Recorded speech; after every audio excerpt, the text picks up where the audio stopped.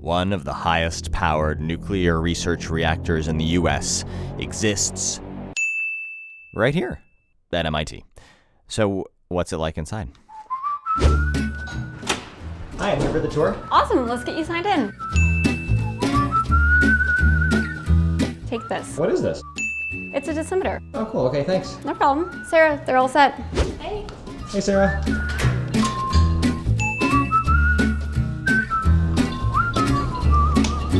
Wait, what's that? What's that? Oh, that's my light that I turn on to let everybody know that I'm in the lab. Oh, cool, okay. So what you might not realize is that the reactor has very specialized parts, and if something breaks or something needs to be replaced as preventative maintenance, we can't just get a catalog and order a new part. We have to actually rebuild it from scratch. So this is why we need machine shops here on site. So this is where you do that? Yes. Hi, PJ. Hi. I got started when I was a freshman in undergrad. I was hired as a part-time student operator, and I stayed through all my years at MIT and through grad school at MIT, and now I work full-time here. All right, let's keep going. Okay. Why is there this big imposing door? So the containment building is airtight, and this way any air that is going to leave the building goes past detectors and filters to make sure that we're not putting radioactive material into the atmosphere in Cambridge. So right now we are trapped. No. Okay, so this is where the power is made, right? No, this is a research reactor. So we don't actually generate any electricity. We make lots of neutrons, which we use for experiments. And actually we're the second highest power level research reactor on a university campus in the US. Oh, cool. How come it's so noisy in here? We have a lot of instrumentation running around us. We have some radiation detectors, so there's an air monitor here. And we also have an area monitor on the wall up there. And these help us to know what the radiation level is around us as we work. Because our body has no way of sensing radiation. It's not something that we can detect as human beings, so we have to have instrumentation to help us out. How much is that? What does the 0.1 mean? So it says 0.1 right now, and that's the reading in millirem per hour, which is a unit of radiation per unit time. And to put things in perspective, you get about 1 millirem per day living in Boston from background radiation from space and from granite rock in the ground. Let me get this straight. We're standing 14 feet away from the core of a nuclear reactor, and the amount of radiation we're getting is the same as if we were standing on the street in Cambridge. Correct. How is that possible? Concrete shielding, and I'll show you. Okay. So this is the outside of the shielding around the reactor core. So this big cylinder of blue thing here? Yeah, this light blue cylinder that you see here. And it's about 5.5 feet thick concrete shielding. That's heavy, dense concrete, so it's got metal punchings in it as well as sand and water that makes it better for absorbing radiation. So it's not regular concrete? Yeah, it's special concrete. Nothing is regular in a nuclear reactor? No. And that's where the nuclear reactions are taking place. So the fuel is loaded into the reactor core, and the uranium-235 atoms are splitting, which releases some neutrons, and those get absorbed by other uranium-235 atoms, which split and release more neutrons. So all the neutrons that we use come from the core here. Hey, Paul. Hey, Sarah. So what's Paul doing, Sarah? Paul's going to load some silicon into our silicon irradiation facility. So one of the things that we do here at the reactor is we irradiate silicon to be used as semiconductors. So silicon by itself is not a good conductor, but by irradiating it with neutrons in our reactor, we can change some of the silicon atoms to phosphorus atoms, which is called doping. So we dope the silicon material so that it has a distribution of impurities that cause it to become a semiconductor. So semiconductors can be used in all kinds of electronic applications, but the way that we irradiate silicon here means that we can be very precise. So the silicon that we produce here ends up in very critical applications such as airplanes and the power grid. Let's go see the reactor top. Okay, let's go.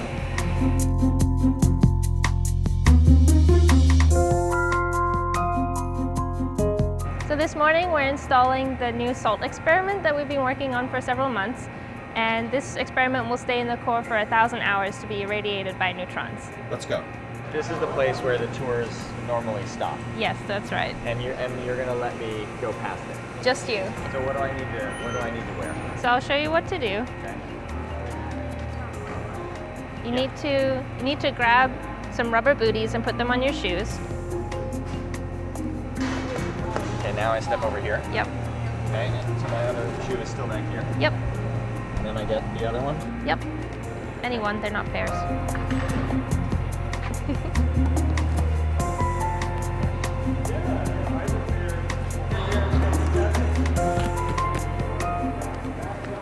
So we duct tape our pockets closed on the reactor top area because that way we can't be tempted to put objects in our pockets and then lean over the core and have them fall out.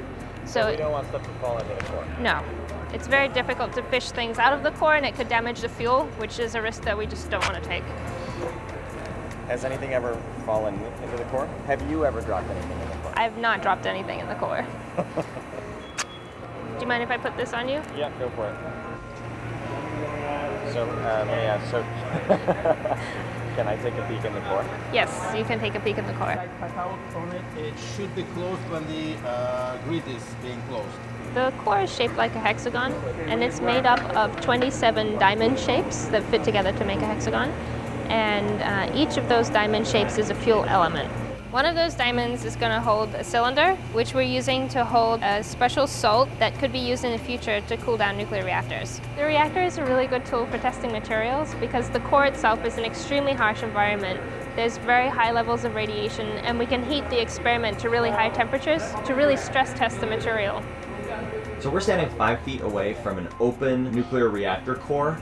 How are we not dead? So in the core tank we have 10 feet of water between the top of the fuel and the top of the water level. And the purpose that that serves is to shield us from radiation when we're working in the core, and it also serves as a reservoir for cooling. So 10 feet of water is enough to get the dose from thousands of rem per second to 10 millirem per hour? Yep, It's kind of insane. it's amazing.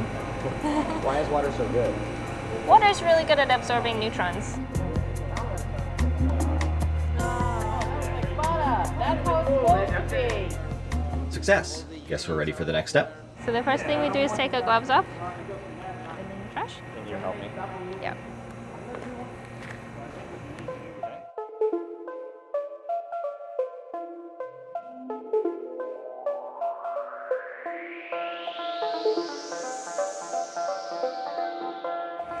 So this is one of our neutron beams that you can use to do experiments outside the reactor. So the neutrons come from the reactor along this beam line, and you place your experiment sample on the beam line and detectors, and you can do the experiment here. So right now Gordon's explaining to his students how they're going to use the neutron beam for their lab class, for their experiment.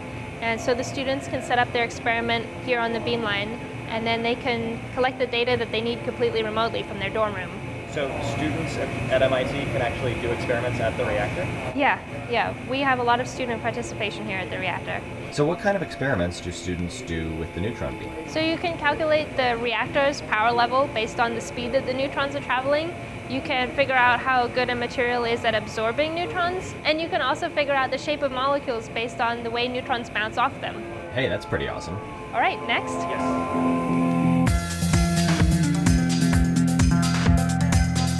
So this is Mike, and he's one of the experimenters working in the hot box. Hey, Mike.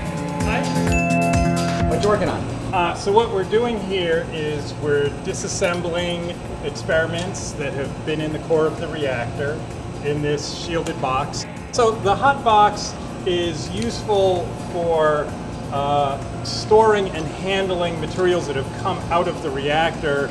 They need to go in here because they're too radioactive to handle close up, but we can handle them inside here because of the lead shielding in the walls here. How much radiation are we talking here? So the radiation levels inside the hot box are about 30,000 times higher than they are out here. And so that's why we have samples and the materials that we've taken out of the reactor inside here. But we can work on them safely using these manipulators. So what's that sample? The sample I've got there is a piece of silicon carbide with a chromium layer on the inside. And it's a potential replacement for current reactor cladding. And so we're testing it to see how well it does under radiation and temperature and conditions typical for a power reactor. I have a question for you. Sure. Can I try? Yes, you can. Wait, really? Oh, of course. I never get to do this. What is this? Actually, you know, we've got a little poly vial in there. Sometimes the trickiest thing is closing the lids on the vials. It's a competition.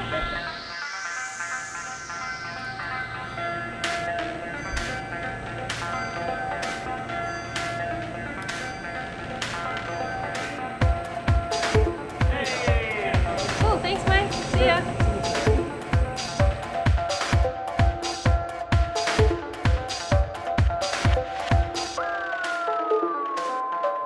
Hey, Tom. Hey, Sarah. Tom's making gold radioactive for medicine. Wait, what? So we were actually going to be taking some gold pellets and using a rabbit, insert them into the reactor into an area with a lot of neutrons. And the neutrons will make the gold radioactive. So when the sample comes out, we can then ship it to a hospital where they can eject them into a tumor in order to cause radiation damage directly to that tumor. So, wait, what about rabbits? So they're not real rabbits. We have these poly sample holders where we put the gold directly into. So you put the gold in the rabbit and then... So the rabbit would go from where we inserted it through this tube and into the reactor. And then when it's finished, it will come down the tube and out into our shielded hot cell. So when the material's radioactive, the radiation is all contained inside of our shielded area to work with. Okay, see you, Tom. Let's go to the next stop. Okay. So we're about to enter the control room, and the control panel is on the right, so please try to keep on the left. So I shouldn't push any buttons, right? No. Hey guys. So this is the control room, and the most important thing in the control room is the operator, who is Sarah right now. Sarah is actually a student operator, and Paul is the shift supervisor currently. So right now they're working on the startup checklist to start the reactor back up. Cool. Weren't you doing something with silicon earlier? I was indeed. But you finished, I finished that. and now you're here. Correct. Isn't it weird how one person can move from one place to another? Do you have a favorite button? Yes. Which Wow, that's a good question. This is the major scram button, which I've only ever pressed during testing. Never actually had to major scram. It's one of our emergency shutdown buttons, and it automatically drops all the control blades in, and it isolates our ventilation in case something were to get out. But I just like it because it's the big stereotypical red button in the reactor. Do you know what every single one of all of these buttons do? Yes. Some of the experimental ones, I wasn't covered in my training because I don't have to run the experiments, but all of the regular operations buttons. What is high temp D2O reflector cleanup system? So the reflector system with heavy water has a cleanup loop where it flows through an ion column, and if the water gets above 50 degrees, it could potentially damage the resin in the ion column, so that alarm will go off to tell you that you need to cool it down or you need to bypass it. What does DP3 30 PSIG mean? So that's one of our pressure gauges for our heavy water system. That's what the D means. That tells you reflector system, the P is pressure, and then 3 is just the number demarcating it. What's this gauge do? This is for auto control. So using this gauge here, you can set your auto control to tell the reactor this is the power I want to stay at. And this gives you the percent deviation. So if you're too high or low, that needle will tell you. You want to keep it at 0. What's this knob? So we have 6 different shim blades, and you can only move one at a time. So this is to select which one you want. So right now 3 is selected, Okay. but you can turn it and you can pick a different blade, just whichever one you want to move. What is this? This is the official console clock. So you're a student, you said? I am a student. Okay, what year are you? I am a sophomore. So you're a sophomore at MIT, Yes. and you are running a nuclear reactor. Yes. That's pretty freaking awesome. Okay, so what kind of training do you have to go through to be able to sit at this console? So there's a lot of studying through systems manuals, technical specifications, all the alarms and procedures, and then there's hands-on training where you come and you sit training watches and you'll perform practice startups supervised by your training supervisor. Okay, so you passed my test, but please tell me there's a legit test you also have to pass, right? They fly in an examiner who's an examiner from the NRC, and she'll come and she will watch me do a startup and a shutdown. I'll give her a tour around the facility, and she'll ask me a bunch of different questions about all our systems, and then she'll give me a written exam that covers safety procedures, radiation protection, reactor physics, things like that. So you have to be prepared in all areas of your training for the exam. So did you pass? So I have passed the exam, which means I'm licensed by the government to be able to take shifts and be on console by myself. To start up the reactor, you still need your supervisor in the control room with you, but I can perform all the operation duties in here alone. All right, thanks guys. See you.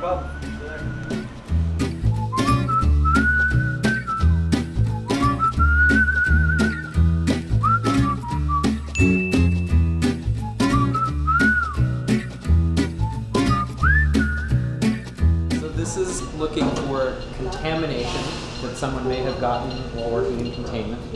And what happens if it's not clean? Like, what do you do if it says dirty? Well, first it'll tell you where. Oh, okay. So that Okay. helps, right? If it's your left toe or your right hand. It's usually pretty low levels, so to get the contamination off, think of it like dust. And so we'll use tape, we'll have light hand washing, and usually it's as simple as something on a lab coat cuff, say, that somebody has been working with a contaminated sample, and we'll just take that lab coat and put it in our laundry facility and get it clean. This looks like, you know that thing from the movie Interstellar?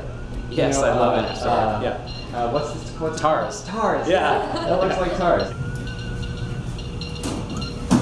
5, 4, 3, 2, 1. Clean. Thank you. Shall we go? Yeah, let's go. So these are both backups if that monitor were to malfunction.